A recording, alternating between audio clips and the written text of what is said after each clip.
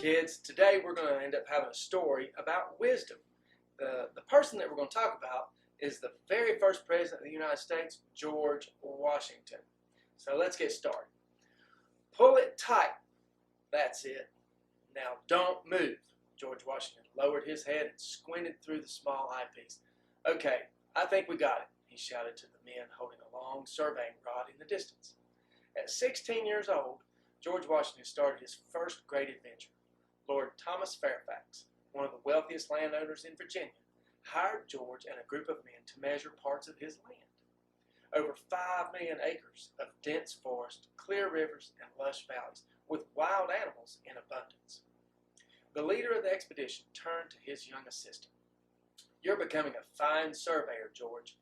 You'll make an excellent leader of your own team someday. George became good friends with the men on his expedition. They liked George and taught him how to become a better surveyor. George was glad to have good friends who would help him grow. One night, after cooking their meal on an open fire, the men spread blankets on the ground to sleep.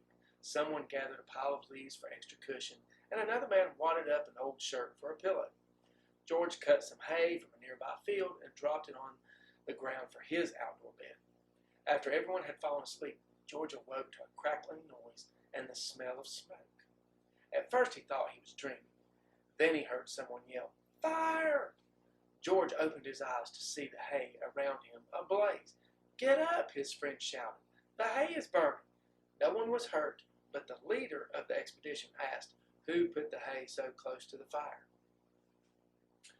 "I did," George confessed. "I realize now that I was careless. I am very sorry." "May this be a lesson to all of you," said the leader sternly. "One more mistake like this, and we could all be dead." George took the correction to heart and became more alert to danger.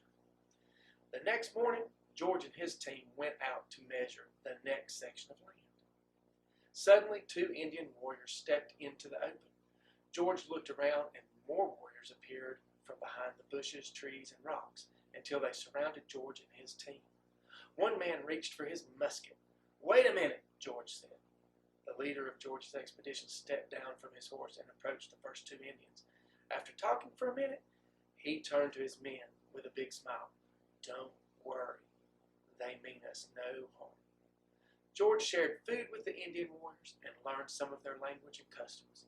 George was glad that he and his team were friendly to the Indians instead of assuming the worst. It took months to complete the land surveying project, but George learned how to survive in rugged conditions, lead diverse groups of people, and map out projects so that each piece fits together. Years later, George used these skills as Commander-in-Chief of the Continental Army, President of the Constitutional Convention, and the President of the United States of America. His wisdom and experience made him one of the world's great